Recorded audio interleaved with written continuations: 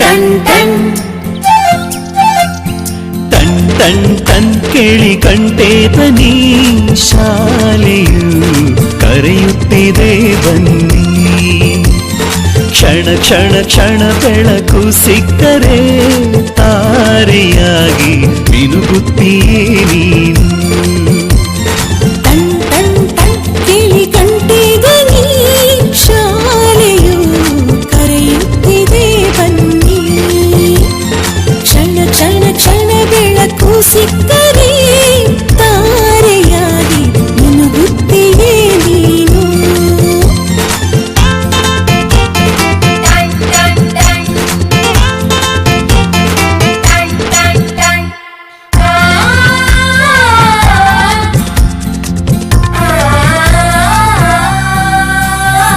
Copy ಮತ್ತು ಪುಸ್ತಕವೆಲ್ಲ ಶಾಲೆ ಕೊಡುವುದು, ಶಾಲೆ ಕೊಡುವುದು.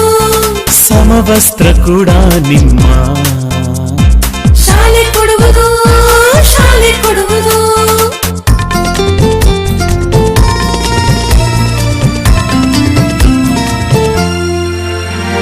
ಶಾಲೆಯು ಮನೆಯಿಂದ ದೂರವಿಲ್ಲ, ಕಡಿಮೆ ಆಯ್ತು ಅಂತರ. ತಲುಪುವೆ ಶಾಲೆಯ ಗೇಟಿನ ತನಕ. ರಾಜಾಧಿರಾಜ ರಾಜ ಮಾತಾಡರು ಆಗಮಿಸುತ್ತಿದ್ದಾರೆ. ಇಂದು ನಾವು ತಮ್ಮ ಮುಂದೆ ಪ್ರಸ್ತುತಪಡಿಸುತ್ತಿರುವ ನಾಟಕದ ಹೆಸರು ಸ್ಥಾನಬೆಲೆಯ ಮಾಯಾಲೋಕ. ಈ ನಾಟಕದಲ್ಲಿ ನಾನು ರಾಜನ ಪಾತ್ರದಲ್ಲಿ ಅಭಿನಯಿಸುತ್ತಿದ್ದೇನೆ. ಈ ನಾಟಕದಲ್ಲಿ ನಾನು ಪ್ರಧಾನಮಂತ್ರಿಯಾಗಿ ಅಭಿನಯಿಸುತ್ತಿದ್ದೇನೆ. ಈ ನಾಟಕದಲ್ಲಿ ನಾನು ಗಣಿತ ಮಂತ್ರಿಯಾಗಿ ಅಭಿನಯಿಸುತ್ತಿದ್ದೇನೆ. ಈ ನಾಟಕದಲ್ಲಿ ನಾನು ಏಕಕನಾಗಿ ಅಭಿನಯಿಸುತ್ತಿದ್ದೇನೆ. ಈ ನಾಟಕದಲ್ಲಿ ನಾನು ದಶಕನ ಪಾತ್ರದಲ್ಲಿ ಅಭಿನಯಿಸುತ್ತಿದ್ದೇನೆ.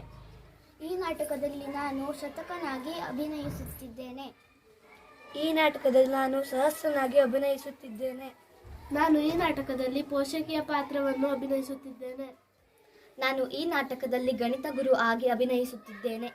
ಈ ನಾಟಕದಲ್ಲಿ ನಾನು ಶಿಕ್ಷಣ ಮಂತ್ರಿಯಾಗಿ ಅಭಿನಯಿಸುತ್ತಿದ್ದೇನೆ. ಮಂತ್ರಿಗಳೇ, ನಮ್ಮ ರಾಜ್ಯದಲ್ಲಿರುವ ಮಕ್ಕಳಿಗೆ ಗಣಿತ ಅಂಕಿ ಸಂಖ್ಯೆಗಳನ್ನು ಓದಲು ಮತ್ತು ಬರೆಯಲು ಕಷ್ಟವಾಗುತ್ತಿದೆ ಅಂತೆ.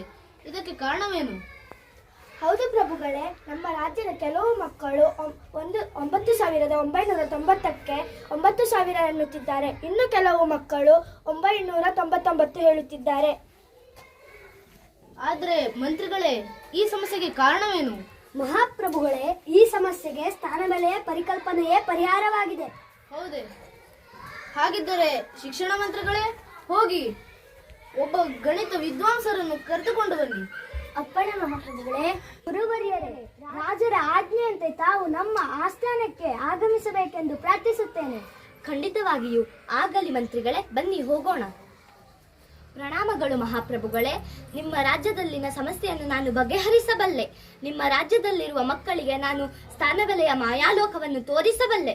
ಹೌದೇ? ಮತ್ತೇಕೆ ತಡ? ತೋರಿಸಿ ನಿಮ್ಮ ಸ್ಥಾನಬೆಲೆಯ ಮಾಯಾಲೋಕವನ್ನು. ಪ್ರಭುಗಳೇ, ನಿಮ್ಮ ರಾಜ್ಯದಲ್ಲಿನ ಪೋಷಕ ಹಾಗೂ ಮಕ್ಕಳನ್ನು ನಾನು ಕರೆದುಕೊಂಡು ಬರುತ್ತೇನೆ. ಆ ನಂತರ ನನ್ನ ಸ್ಥಾನಬೆಲೆಯ ಮಾಯಾಲೋಕವನ್ನು ತೋರಿಸುತ್ತೇನೆ. ಪ್ರಭುಗಳೇ, ಅಪ್ಪಣೆ ಕೊಡಿ. ಆಗಲಿ ಗುರುವರ್ಯರೇ, ಹೋಗಿ ಬನ್ನಿ. ಪೋಷಕರೇ, ನಿಮಗೆ ಹಾಗೂ ನಿಮ್ಮ ಮಕ್ಕಳಿಗೆ ನಮ್ಮ ರಾಜರ ಆಸ್ಥಾನಕ್ಕೆ ಸ್ವಾಗತ. ಬನ್ನಿ. ನಮಸ್ಕಾರ ಮಹಾಪ್ರಭುಗಳೇ. ಮಕ್ಕಳೇ, ಈಗ ನಿಮ್ಮ ಪರಿಚಯವನ್ನು ನಮ್ಮ ಮಹಾರಾಜರಿಗೆ ತಿಳಿಸಿಕೊಡುವಿರಾ?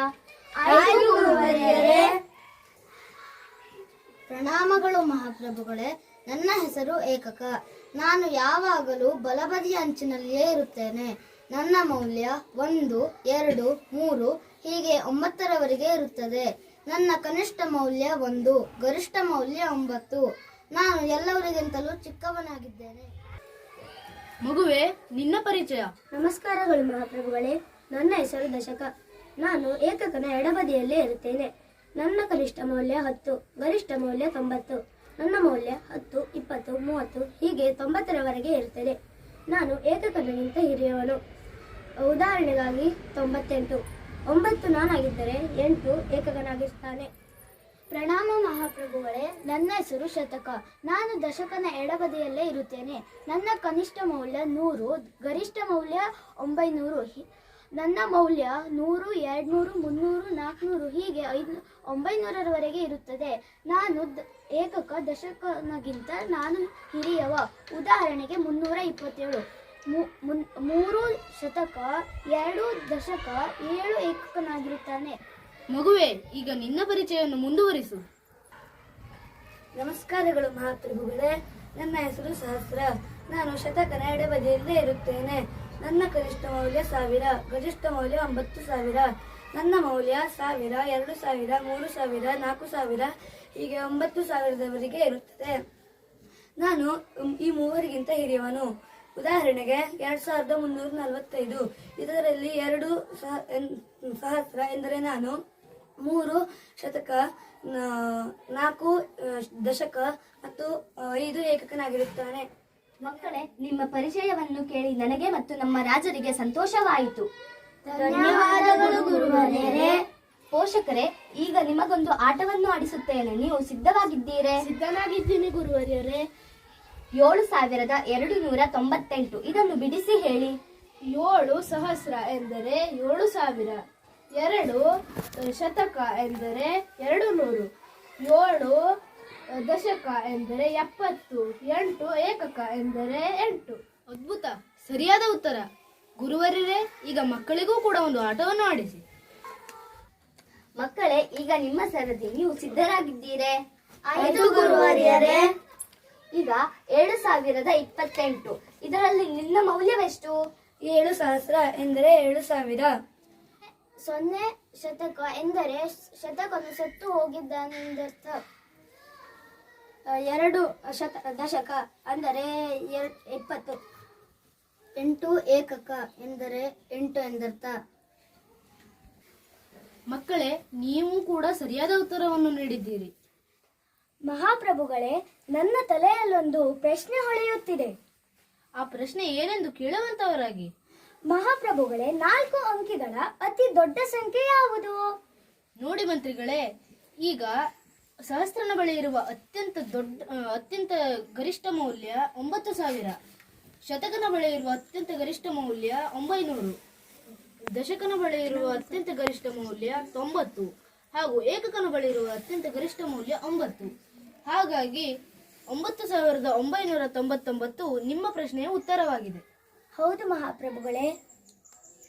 ಮಂತ್ರಿಗಳೇ, ಈಗ ನಾನು ಕೂಡ ನಿಮಗೆ ಒಂದು ಪ್ರಶ್ನೆಯನ್ನು ಕೇಳಲು ಬಯಸುತ್ತೇನೆ. ಆಯ್ತು ಮಹಾಪ್ರಭುಗಳೇ.